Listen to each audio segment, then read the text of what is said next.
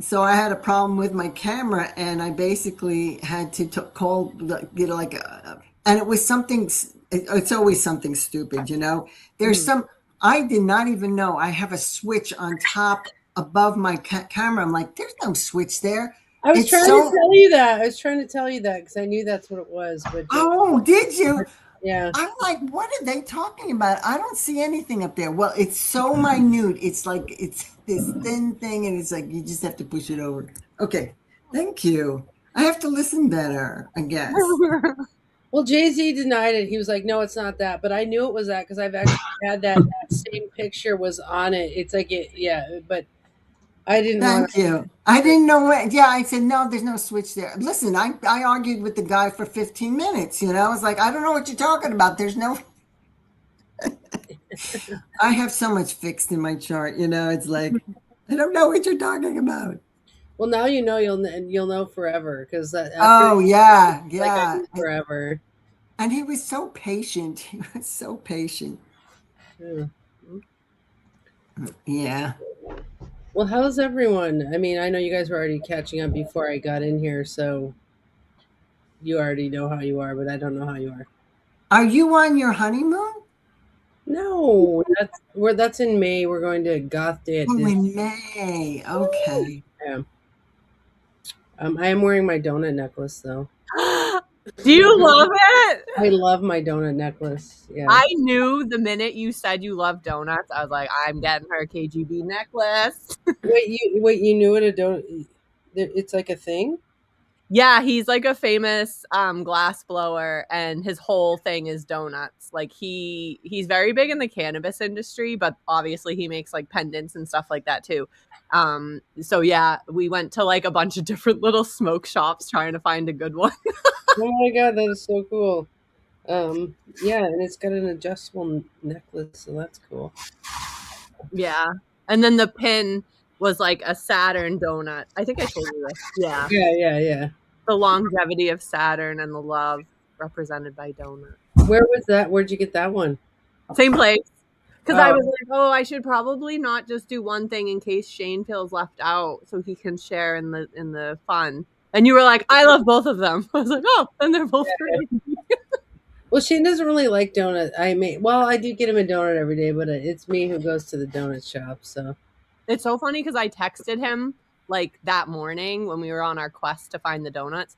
And I was like, I have a covert question. You can't ask me why I'm asking you, but how do you feel about donuts? And he was like, I love them. Okay. So I was like, all right, then. Don't ask me any follow up questions. interesting. Oh. Jay Z, how come you came out on a different computer? The webcam wasn't working on the other one. I switched back and forth between my computer and my work computer, so just in this switch over, the webcam didn't seem to want to cooperate. Mm. Anyway, sorry I'm late. Kimber, how are you doing? I'm doing good. I'm visiting my brother-in-law and sister in Florida. Oh, nice. So I'm in my one of my niece's bedrooms. Oh, nice. Yeah. One of your niece's bedrooms or one of your niece's bedrooms? One of my niece's bedrooms. I don't get the difference. A niece with multiple bedrooms or multiple nieces, each with a bedroom? They each have their bedroom. I'm in Aria's bedroom. We were like, where's the apostrophe? Yeah, I know. I was like trying to say, I was like, it sounds the same. I still don't understand, but that's okay. Like nieces is Oh, There's 3, so. dictionary episode. Mm-hmm. Nice. That's fun. Yeah. East Coast or West Coast? Or East Coast, Florida. I was like, oh my goodness, 8:30. Oh yeah, no, I mean it's all right because you're usually in I'm central. It's only an hour difference, but I was like, that makes a difference. No, Yeah. my family lives on the east coast of Florida. That's what I was wondering. Oh, we're outside of Tampa. Oh, right on. Yeah, West I have Coast. family in Nice. many parts of Florida, but I visit Tampa probably the most. Oh, fun. Nice. Well, we want to do the healing episode? That was Yeah. Jenna's idea because it's the moon in Cancer, and the moon and Jupiter are conjunct, right? Yeah, they're so beautiful if you go outside. I don't know how far this stretches down, but there's an aura around them. Mm. I don't know if it's the clouds or what, but it's like I made all my kids, all two. I was like, get out here! You gotta look at the moon. They're You used don't to want to look at them. it, but yeah, they were like, wow, look at the moon, and I was like, what's right next to it? They're like, I don't know. Every time we see Jupiter at night, I'm like, guys, there's Jupiter. There's Jupiter. I was like, are you kidding? This hasn't sunk in that that's Jupiter. Okay. So I want to say before we start, tomorrow we have a project jam at 5/8, and then Saturday we have open mic at 5/8. I can't advertise these things on Facebook anymore, so I've just been. Kimber, do you want to come to the project jam tomorrow, or will you be? So my brother-in-law's retiring tomorrow, and it starts at 4. So it depends on if I can. I don't know if there's a festivity planned after. Okay. Yes. So I will. If we are home, I will be here. Okay, I'll send you the link, and then if you want to come Okay, in yeah. the room, you can. And then Mhm. what about the open mic on Saturday? And then I'll be flying. Okay. And so Debbie can't come to open mic Saturday, but she can come to Project Jam Friday. Okay. Mhm. So it might just be you and me and Jay-Z, you and me and Jenna for the open mic. Sorry, it's a little bit different now that I can't advertise on Facebook. So Right. I was talking with Jessica Reed at the wedding, and we were reminiscing of the last one. Do you think maybe she would be able to come? I asked her; she has plans already. Oh, bummer. Yeah. So I asked her. I texted a bunch of people. So I did do that, but I mean, it might be that we start texting people maybe a week beforehand. Now that we're more like rogue on text and not on Facebook, we could maybe start advertising these things like, or inviting people like a week beforehand or something. Right. Yeah. Mhm. Good Well, point. we'll look forward to the next open mic. I can't do it this time. Camille comes to our show a lot, Jenna, but Mhm. Camille and her twin sister are really great singers, and I could see if they can come. They would love to. That'd be so cool. Mm. Christine might come They too. write but their own music. It's amazing. It's beautiful. Christine was the sound healing clown, and I told her about both of them, so she's gonna try to come. But if she comes on Saturday, she will have a baby with her. Oh, nice. So Our it's got biggest all fan. ages. All ages. Nice. Babies aren't too much trouble because they can hardly understand. Well, maybe they can understand the words, but they can't tell us that they do. Perfect. And they Saturday- can be great critics. They can be great critics. If they start crying, it's like, okay. Saturday's also my daughter's 15th birthday. Oh wow! Oh, that's right. year.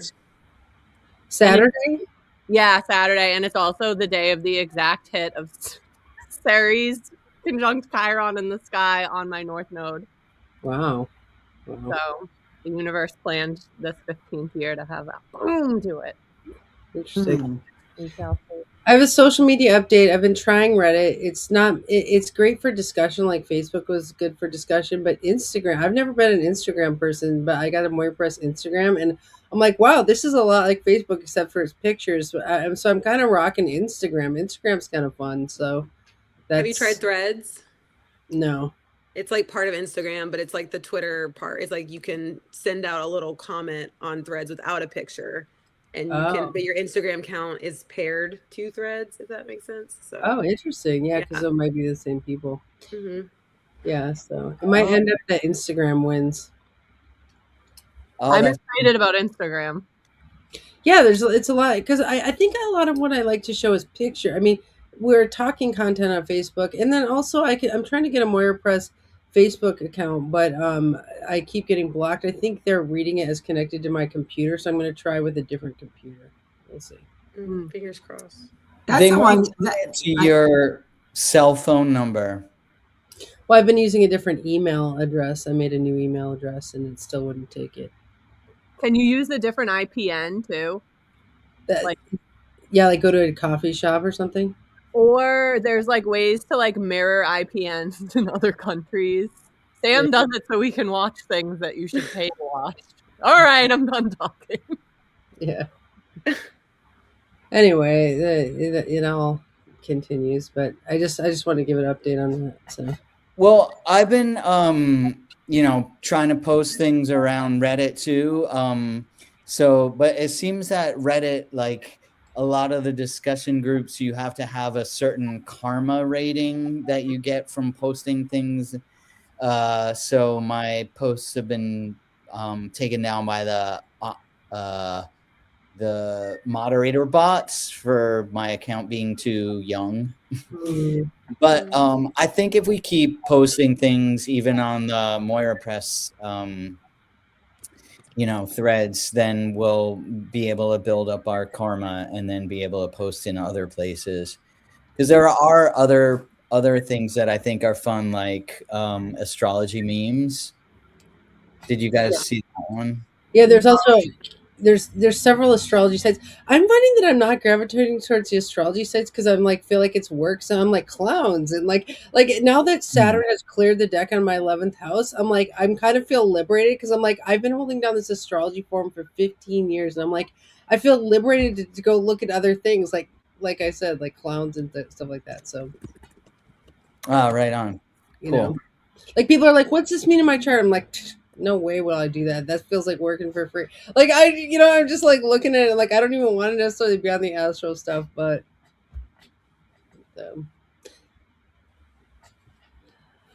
okay, well, do we want to talk about healing today? That's our topic. Sounds like a really fun, lighthearted topic. Something light and easy for this eclipse season. That's what I was thinking. Well, I had a question. Are we going to roll for questions? Let's start with your question. What's that? Let's start with your question. All right. My question is about the assumption of wounds.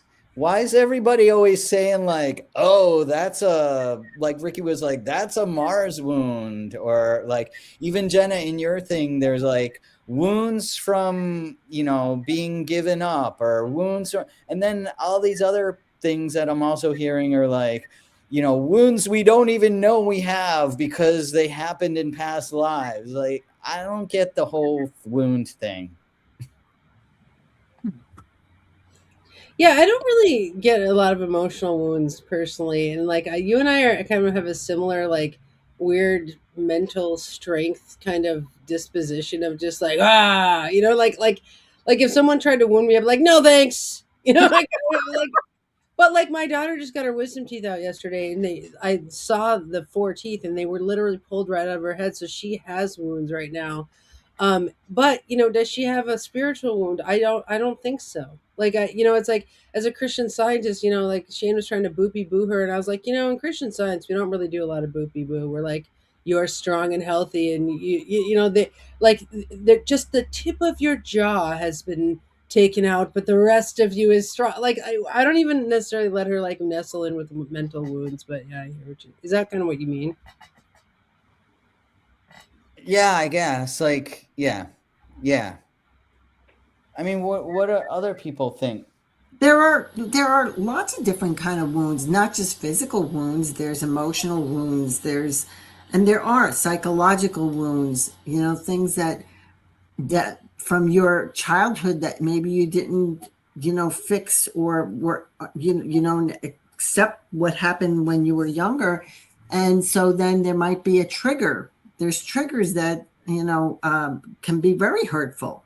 Mm-hmm. Verbal, if somebody says something wrong or something. I mean, yeah, as we age, we kind of go with the flow, but for the most part, there are certain things that are, psychological and from the heart, heart wounds. Yeah. If you feel left out, or if you feel like, somebody says something that brought you back to something in your childhood that was horrible, it could be very hurtful.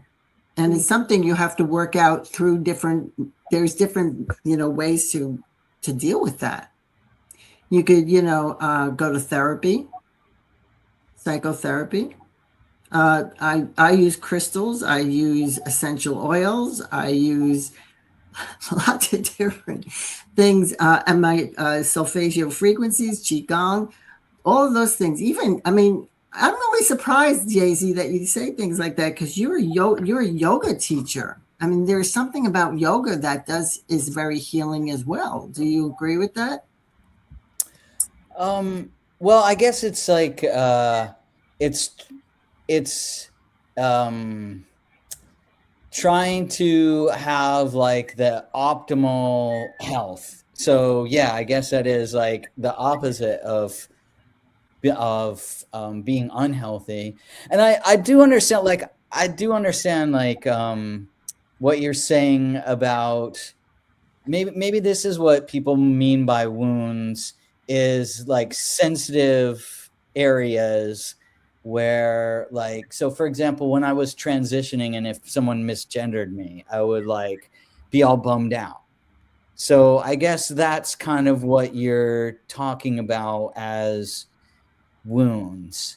And I guess maybe the way that I've think about healing is reframing.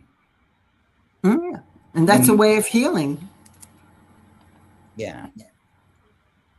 So I have something to say about this because so there's some people I know who are very like wound and trauma focused, and I try to like really buck wounds or wounding, right? Like to try to not carry around traumas. And there's like a formula to it, and here's what it is.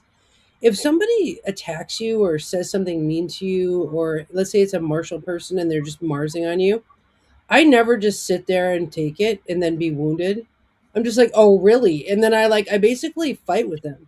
And what I've learned is if you fight it in the moment, you don't carry a wound around with you. Mm. But if you just let them like traumatize you and then you don't fight or whatever, then you have this wound and then you have to be triggered later. Oh, I totally agree with that. Yeah. Oh, There you go, Debbie. yeah, Kim. Oh, You go. so I just want, yeah. The thing is that, yes, you have to learn how to heal yourself. And, you know, even if it's a shield, even if it's like, you know, screw this. I don't have to hear this crap. Or if you fight back. And I think a lot of it has to do with how your chart is. Where, you know, where's your Mars? Where is your Mercury? How are they connected to each other? So how you think about it and how you respond to it, you know, in that way with that Mars, how are you going to handle that? And I think that says a lot in your chart, how you handle those issues. And yeah, some people will fight and some people will, you know, they'll retreat, but then they have to heal themselves within instead of, you know, going outwards. Then maybe they heal it from within. I think there's different ways to do that. I have an 8th house Taurus moon, and I really like what you and Andy said because EMDR in the last year has been amazing because there were so many wounds just from my childhood, but that probably wouldn't have been wounds if I had just felt like I could have spoken up in the moment. But I do feel like with that Taurus moon, so much of that was stored in my body. And when when I was going through my divorce, I feel like Jen and I kind of want to do an episode talking about how sometimes we use spirituality or we bypass the wound and we try to find meaning in it.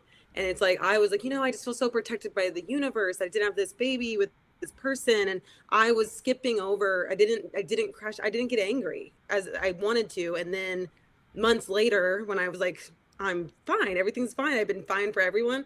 That's when I had that release because I couldn't do yoga because it was so stored up in my body. I would just start to feel like I needed to cry. And I told Jen, I was like, I'm done with yoga. I can't, like, it was all stored up. And I really do feel like some of the wounds are like, sometimes we avoid pain and then that actually makes the wound deeper.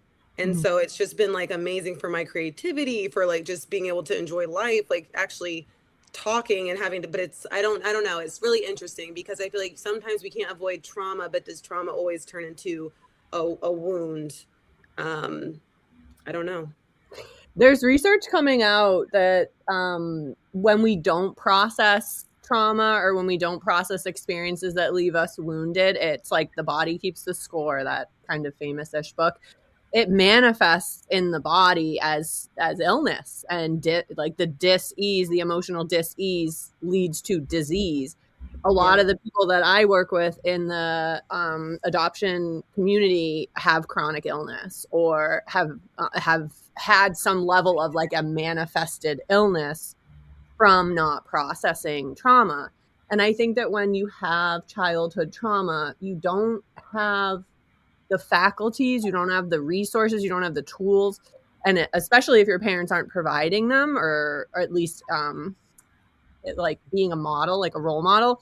So that kind of just sits there, and you have to go back and reprocess it. And for me, when I know I haven't processed something, it's when I can go back to that memory in a very visceral, almost time travel-y way.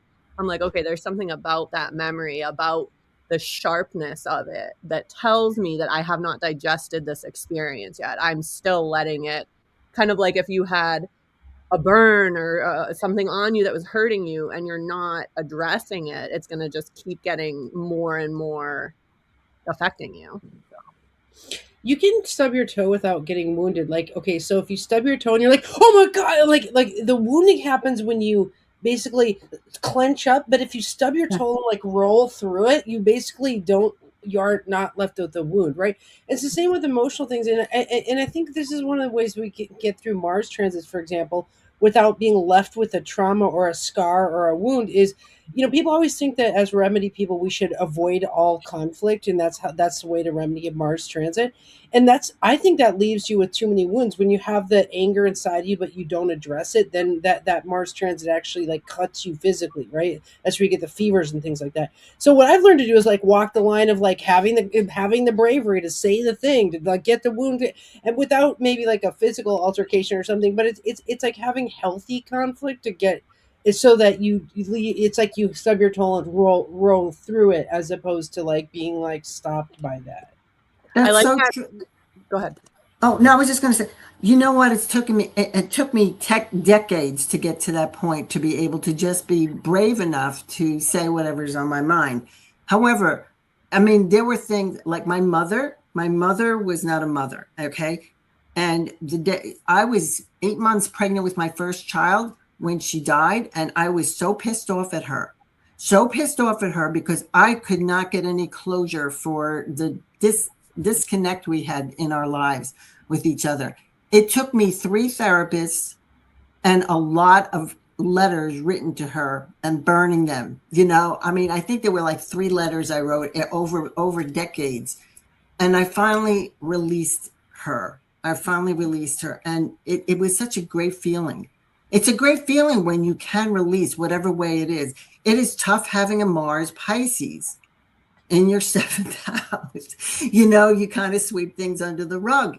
That was me in the past. You do evolve, and ironically, by progression, my Mars is going to be with me in Pisces for the rest of my life, because it was retrograde when I was born. And so it's still freaking, in Pisces. However, I've learned a lot. And there are other transits. There are other things in your chart that can wake you up. There are people that if you are God. And here's the greatest part of my Mars in Pisces is that I connected to the right therapists, mm-hmm. and the people who could guide me, and friends who would guide me, that say, they like, well, we do this or we do, I learned a lot that way. I mean, and there are different ways to heal. There are different ways. And some of it sometimes it takes a little longer than must. And I love that approach. I wish I could be more like that, Andy. I wish I could be. It reminds me of like martial arts, because they say like if you fall, you have to do a break fall. You have to like throw your arms out and slam your arms into the mat. And it's similar to what Andy was saying, like you stub your toe, and if you just do that and you're like, oh, and you stay in that stuck kind of state versus roll with it. So like if you do a break fall and you slam down, but you do the wave with your arms and you slap the ground, the energy disperses. So go ahead. I definitely agree with this about the energy and moving the energy, because like you guys know, I got this vibration plate thing that you stand on, and the reason I got that was because I was reading a book about it, about how like as animals, we know how when we go in shock, you know, then afterwards we'll like shake, or you know, an animal like will shake its whole body, you know, like if we do the same thing like for a traumatic event, like that is what prevents, like you're saying, Jenna, the whole body holds the score of things being stuck in your fascia, right? Mm-hmm. Yeah. It makes me think about the fawn response and how dangerous, or freeze response and how dangerous that is. Like to just hold it and like almost be catatonic with it, and it's like you're allowing it to manifest into you. That's what people were talking about, like the connection between EMDR and running, and the vibration plate makes you think of the same thing, because EMDR does the bilateral stimulation. So it's like as you're processing, your body's also doing something else and moving. It's really interesting, because I think a while ago my urge was to not move, and then it's like when I move when I'm happy, and then but I don't when I'm sad, and I was like, no, you got to keep moving, and it actually helps. It makes me think about like Stephen Forrest talks about, like with Saturn, do you want to be exhausted or depressed, and how sometimes we want to sit because we're tired or it's like a lot and we shelter in place, but then you're just under fire permanently, and like even though it can hurt more as you're moving through, it's like you're gonna get through it. Qigong too. That's what I love about Qigong. That was the original martial art. That all martial arts were based from Qigong, and I love it. Moving the energy in my meridians, it really helps tremendously. It's one of my favorite medicines and healing processes that I use. You know, with Mars and Cancer, I always move energy through art, right? It's like I don't run, but I move. Like I've run hundreds of miles of crochet line or like beads or whatever it is. It's like if I sit there stagnantly trying to process trauma, it just like builds up. But if I just move, it's like it just moves through. So you're making me think about like sound baths or like float therapy, things that when you're not, or even Reiki, like if you're not moving, even like moving your hands in art, I definitely feel like that is still movement. But I feel like there's other ways where it's like if you're not in a space to move your body yet, like you can still move that energy around you. Well, I think you can also get a massage. Yeah. Oh my gosh, yes, I love that. One thing that an experience that I had is when I was transitioning physically, I also at the same time I went to get Rolfed. So I went through the whole series of Rolfing, which is like a deep tissue massage. It's real methodical, and it goes through your body from biggest muscles to smallest. And it's like 10 sessions, and they're, you know, scientific and methodical. But I do really attribute that to my being accepting of my body as it changed while it was changing. And I had a really, actually, I think, pretty easy transition. Well, easier than anybody else I've experienced seeing or watching. So I think that had something to do with it. I definitely agree with massage. When Sam decided, my husband decided he wanted to be a massage therapist, the minute he got his diploma and everything, I was like, cool, continuing education, craniosacral, because that's my jam. Like it releases so much. And when he learned it, and he's very intuitive, he would just do moves on me, and I would start getting these like floods of information, and it was almost like poetry coming to me. So and I'd be crying, just like not actively crying, but like my eyes were crying. And I was like, we're definitely hitting something here. Cause I spent from the time I was 14 until March 3rd of 2020. So right before everything shut down, I was in at least weekly therapy. And I think I overdid it on the therapy. Like I started intellectualizing the pain, started intellectualizing, like thinking my way around actually feeling things. Can I ask you a question? So this is Sam, your husband, right? does he get the same kind of release as the masseuse doing the work? No, he takes it in. He has to have like a ritual for like getting rid of the energy after, but he'll do craniosacral on people and he'll feel like, oh, this person has verbal trauma, like they were verbally abused or something like that. Like he can feel what it is that needs to be worked through. And a lot of his clients are like, come to him specifically for that. He started getting referrals from people who were from practitioners who were treating people with PTSD. He can't take insurance for that. Most insurance won't cover somatic body work, but it was starting to help them actually make some progress because it really does get really locked in. Jay-Z, I had a trauma over a transition this week. You did? Yeah, because I'm transitioning from single to married, and you know, Shane and I have Mars opposing our Saturns right now, so it's like there's actually a really hard transit going on. Both of us have it, and so we're not legally married as far as paperwork goes, but like I believe that we're spiritually married, right? And so the day after our wedding, like the kid said something like divorce, and like she was joking, and he's like, "Well, we're not really married anyway." And I was like, "Are you seriously going to say this? We just got married, you know?" But he was saying it from a legal perspective, but like basically I had to wait until our nighttime meeting to like pull that knit out where I addressed it. I was like, "Are you serious?" And he had said it twice that day for two different reasons. We also had a medical thing. And so I was like, "Are you seriously going to say that we just got married? Are you seriously going to say that we're not really married every time?"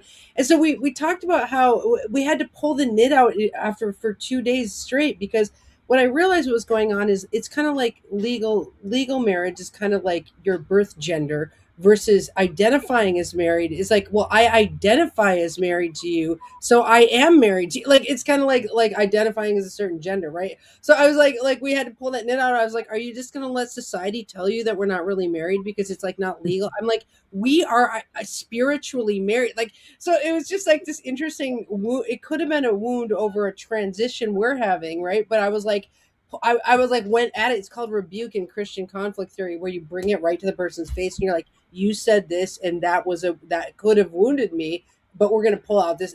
So that was an example of like how I didn't let it wound me, but I also handled it right away. And also it just made me think of like we are going through a transition essentially, you know.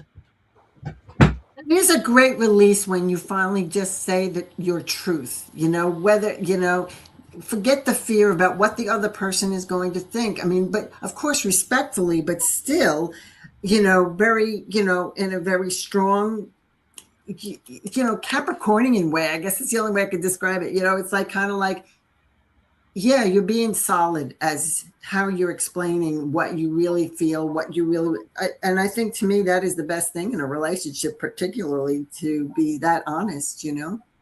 I love that you said Capricorn because you guys with your watery Marses, I was like, oh, how is my Mars going to help me out? But it's in Capricorn, so that's it. You need, we need that earthy to kind of, you know, otherwise water's all over the place. You know, that's what I teach a bit. You know, you need that stability of that, you know, that earthy kind of energy. Otherwise, you know, and actually not for anything, but you know, the earth people, they need water too. Otherwise they get stagnant and dry and really, you know, they're not doing anything. It's just, they're just sitting still.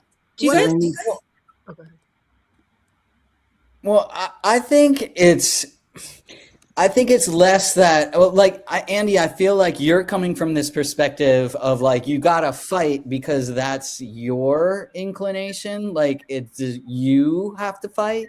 But I don't think everybody has to fight necessarily. I think it more comes down to you have to choose your response. And you have to feel like you have responses that are available to you, and you are choosing which one of them you are going to do. And I think for everybody, wherever their Mars or Sun or whatever, it'll express differently. What if the person who hurt you isn't really responsible for what they did? Like if they were a minor or something like that, and they didn't really know what they were doing at the time. Or it's a wound that isn't direct. You're like a bystander. Well, as an adult, you have the opportunity to teach them to, that's not right. You can't do that.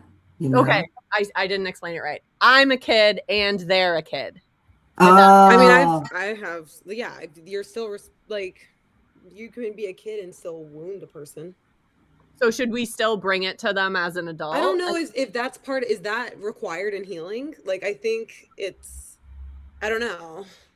Like, do you have to have a conversation with that? Does it matter? I don't know. Well, I think like in Debbie's case, like where she couldn't resolve it with her mom, that's why it took all this therapy. When you can't resolve it with the person, you have to go off on your own and resolve it through other means, whether it be prayer or forgiveness, or you know, there's a lot of times we don't get to handle the wound with the Right. person. Let's say someone accidentally stepped on your toe in a crowd. Like they don't, we may never see them again, but your toe is still bruised or what, you know, so then you have to heal your toe on your own.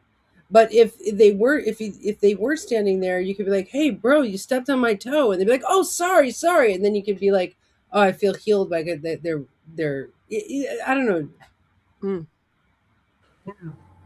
yeah. I don't know. Yes, if someone steps on I guess this is what's coming up for my childhood. It's these people were my friends, but they were boys that would make fun of me and call me half breed, and they were intentionally being racist and mean, right? And so that could be a wound, and I never felt like, but it didn't. I think something that helped me heal from that was just more of the way I showed up as a teacher and the way I was very aware of the kind of conversations my students were having and just not being a bystander and like responding and like making sure that kids knew that they could respond. But I'm like, I never felt like I needed, I don't know.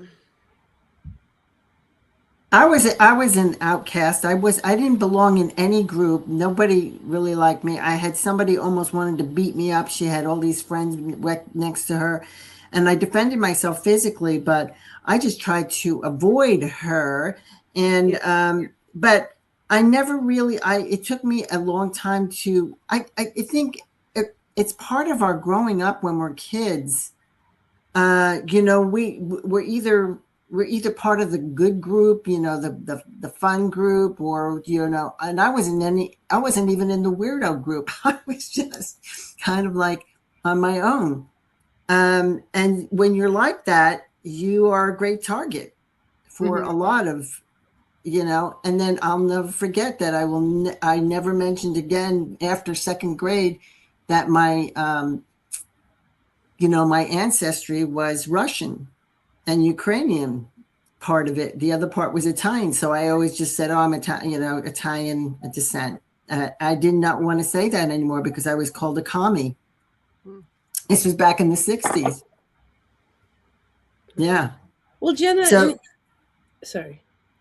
In atonement theory, which is we learned recently at the Course in Miracles, which is about, I guess that word comes from like at one-ment, is when you're trying to like, if you wound somebody that you're in a relationship with, you want to atone for that, which is to make an amends and say you're sorry. Like that's what you learn in recovery is if you want to keep a clean heart, you should make amends if you do something.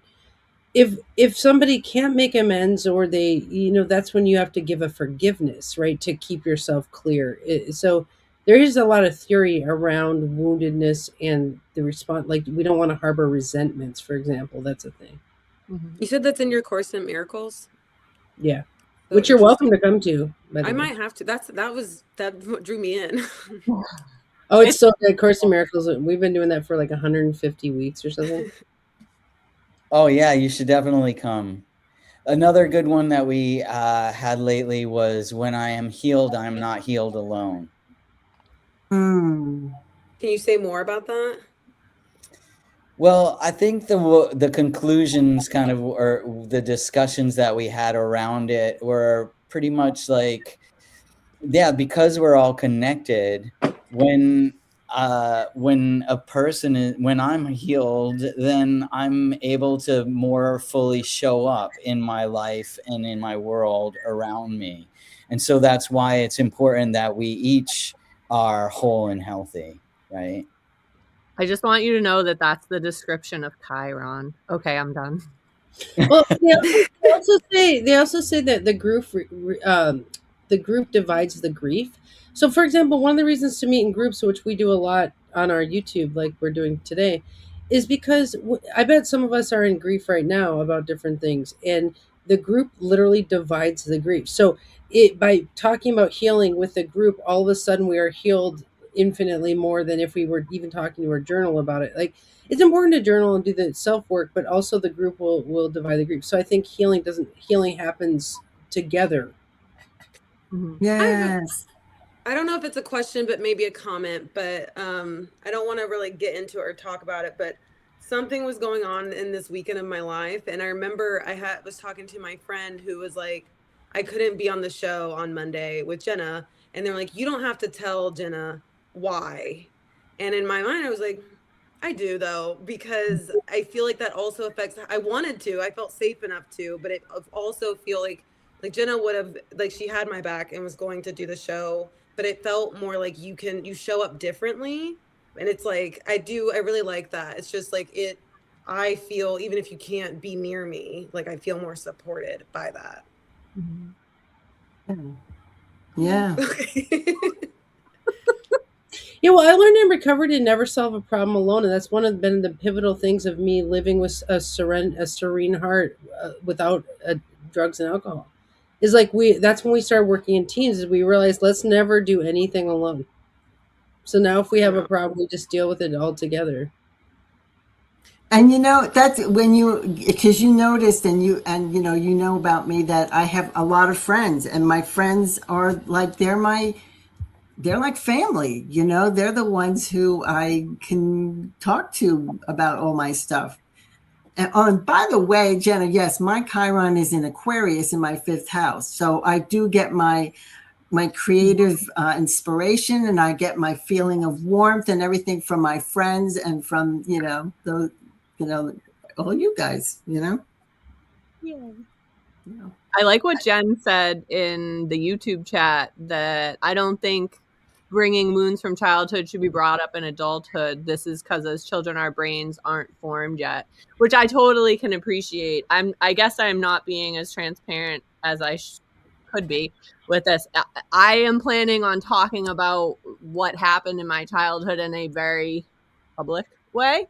And I'm kind of like, do I need to let my sibling know? Do I need to let my parents know? Because I get what you're saying. Yeah, so it's like, it's not that I necessarily need an apology or need anything like that, but it's like, do I owe it? And then I'm like, well, maybe I just shouldn't talk about it. But then my husband kind of called me out and was like, you're silencing your inner child again. And I was like, okay, we're back to here. And I'm known in the adoption community as being the person who's going to talk about the taboo topic, because there's so many people that don't talk about the nuances of really intense things, such as I'm the person who talks about genetic sexual attraction, which is when you meet your birth family and you have this attraction going on. And it's something that I experienced with my birth dad. And it's something that I'm comfortable talking about. And I never got his permission to talk about it because it's my own lived experience. And he was an adult when all this was going on. But now I'm like, ooh, if I'm going to talk about trauma from childhood that has to do with a sibling situation, I don't know. Like, I have some producer notes on that if you want me to talk about it. Sure. What I've come to realize is that everything you say on camera will hit you back. It's like there will be blowback from what you do. So, I've said a few things about my brother on camera, and I've had to actually deal with the wrath of of hurting his feelings about it. So this idea that we should just be able to talk freely on camera and we don't have to deal with the blowback, is not real. I mean, so it's more like be calculated about what you do, knowing that if you do that, if you decide to go public on certain issues, that then you're opening a huge can of worms that then those people are going to be wounded by, and they're going to need to respond to. And so it's really silencing your inner child is a production decision that could be very smart. But also, yeah, I mean, that's my commentary on it, is that there is an equal and opposite. It's like instant karma, and so just be prepared for what occurs. Well, Could it also be like this is the flip side of when I am healed, I am not healed alone? Is like when it if you do something that will affect we're so connected that we can't help but affecting other people with everything that we do. Mhm. So I guess, yeah, maybe it is a thing of like, how can maybe, and this is what you're asking, is like, should I warn them so that I don't harm them, right? Should I warn them or talk about something with them ahead of time so we can sort it out so nobody's harmed by the situation? And maybe that's more that what you're getting at, and what you're intuiting is, if I do this without giving them any warning, I may harm on the overall, and you want to avoid that, which is why you're asking the question. Exactly. And it's like, there's not going to be anonymity. I have one sibling. So if I'm like, a sibling of mine did this for 10 years, like, people are going to be like, we know exactly who you're talking about. But if I don't, so remember how my face like broke out around my mouth last eclipse season, and I was having all these revelations related to this topic. And now, ever since I've been like, you know what, I need to talk about this. I need to not be all like hiding and only telling like 4 people what's going on. It started clearing up the minute I started getting my muscle ready to actually, and that's like 5 months that this has been going on, and no creams, nothing. And when I went to the dermatologist, they couldn't figure it out. And I was like, then this is a spiritual thing. Like, that's all there is to it. But then on the flip side, I'm like, well, it's clearing up. So do I actually have to do that? Well, that's where you might ask your general God, what is your will for this situation? I mean, I think is it, you know, if all the higher powers will it to be so, then maybe it would be true. But I think to do it for, I don't know, warning them will, are you warning them or asking them permission? Because if you warn them, they may be like, don't do that. And then you have to Also, decide. don't do that. I know that. So it would be more like being like, hey, we have never discussed this that went on. And I am at a place where I need to honor myself and my story and do what I need to do for that. And that will cause a rift between you and your sibling. But So- I'm honestly okay with that, I think. So. Mhm. But- Well, public people do that all the time. I mean, they choose to. We call that part of like fame, quote unquote, a biography. And so, like if you look at like Britney Spears, like she has a lot of like drama in her biography, or you know, so it's okay to have drama in your family story. It's just a choice. You know what I mean? Yeah, I do know what you mean. It brings me back to like, I have that quintessile yod in my chart, and they say when you have a yod, other parts of your life are kind of in chaos because of that apex planet, because you're hyper focused. The universe wants you to be hyper focused on the development of that. So I'm like, okay, if I have to be hyper focused on the development of Moon conjunct Chiron. But yeah, the Quindicille is about obsession, right? Oh, and I'm obsessed. You're definitely obsessed about Chiron. Oh yeah, love him. Oh well. Yeah. It's definitely complicated because I mean, at first I was thinking of, there's this author quote writing that's like, if you own your story, you own what happens to you, you own your stories, tell them, because if people wanted you to write warmly, they should have behaved better. But Andy's right, like there's a risk, like your stories are yours and there can also be consequences. And it's just, I think being aware of the consequences ahead of time will help you feel good about your decision. It's like there's times when I'm like, there was a rift, but I stand by what I said or owned, and those are more times when I was kind of I was prepared for it. But as I say, whenever you're ready. I don't think you owe the person necessarily a conversation. I really think it depends on how you feel about it.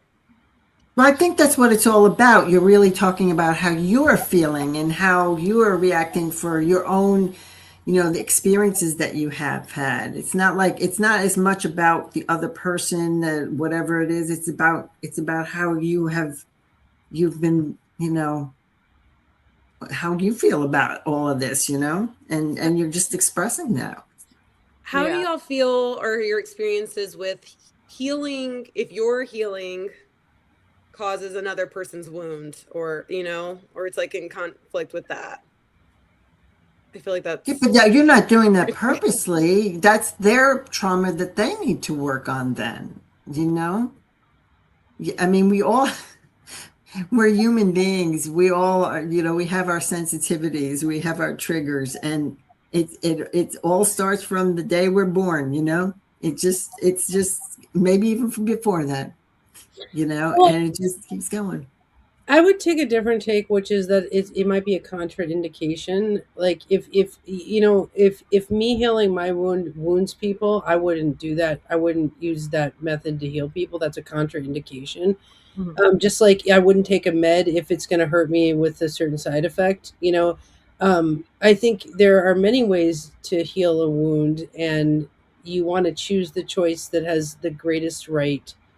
Um, it's an act utilitarianism concept. You want to choose actions that have the greatest good for all concerned.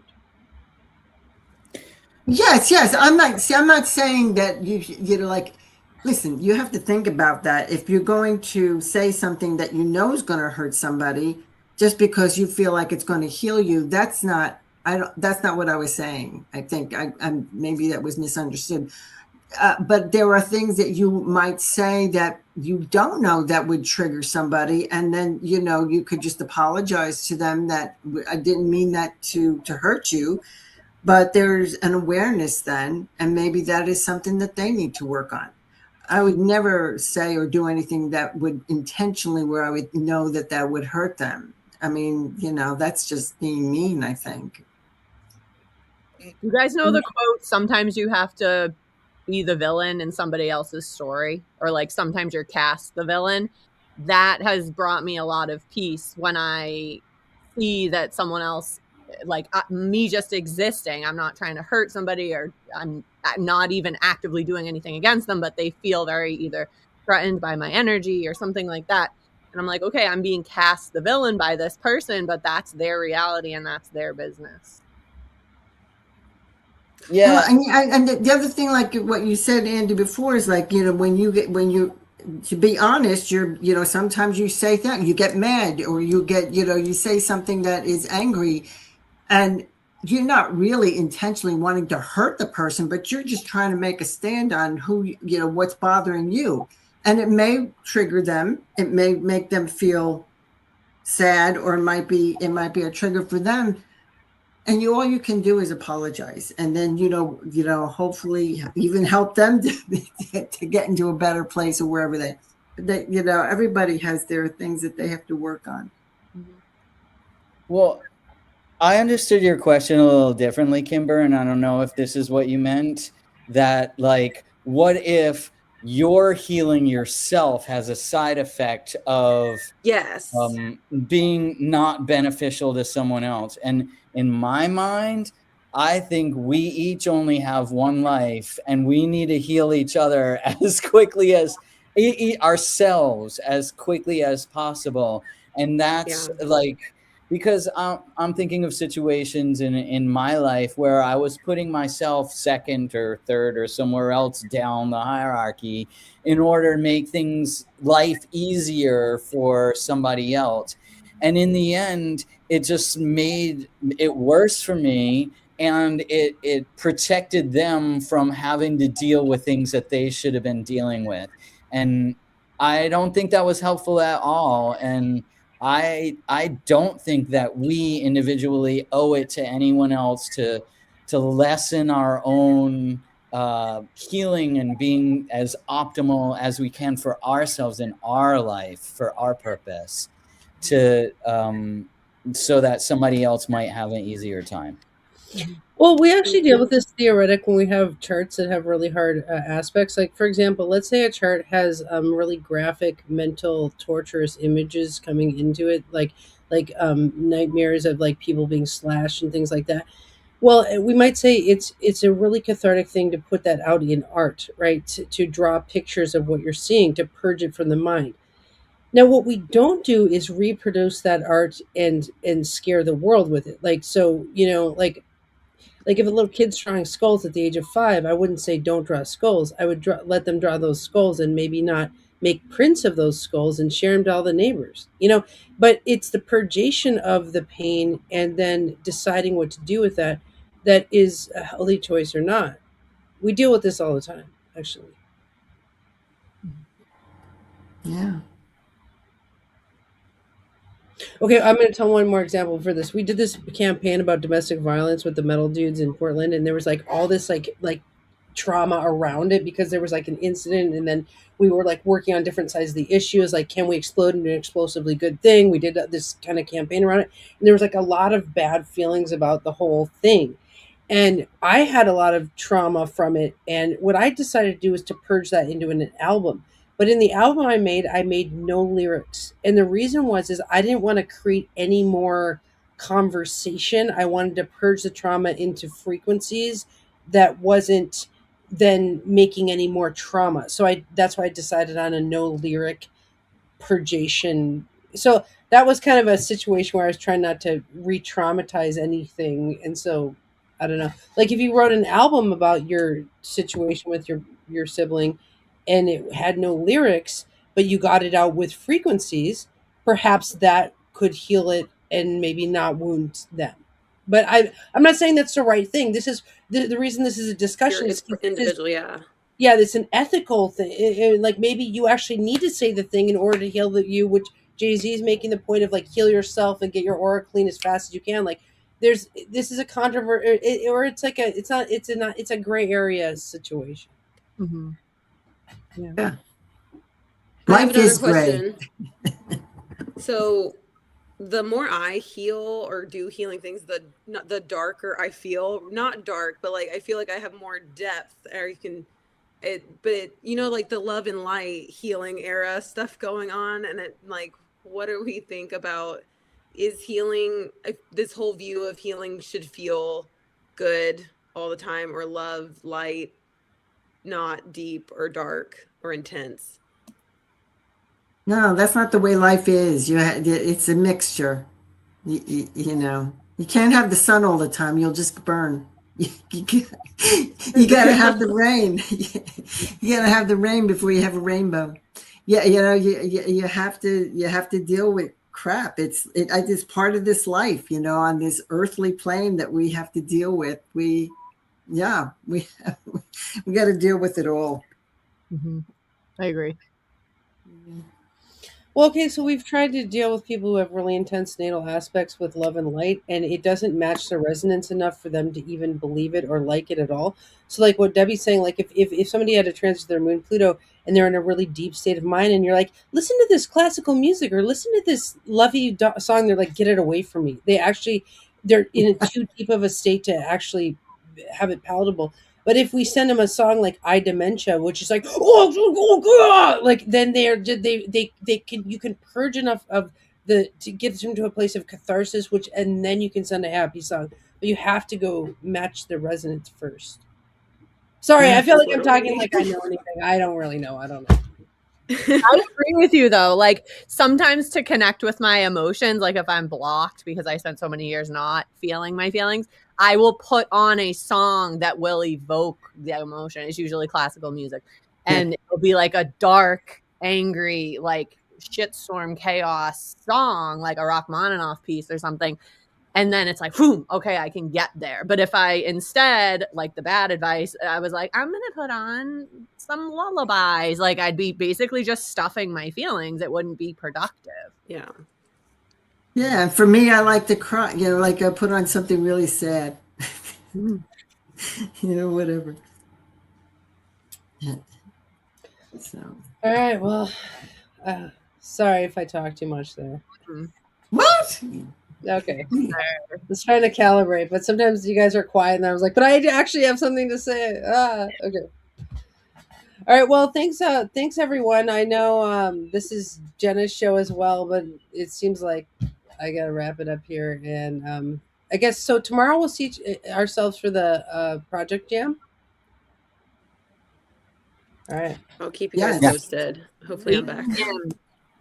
Purge your heart emotions before the Project Jam. I will be doing diamond art for my husband. Oh my God! It got What is that? there. Oh, is it a bowl? Nice. It is a bowl and it looks just like him. It's a triple Venus bowl. I don't know if it Oh, looks that's like so it. cute. My husband is so cute, isn't he? Oh my Nice. All right, we'll see you guys tomorrow. Bye, Jen in the chat. God. Bye.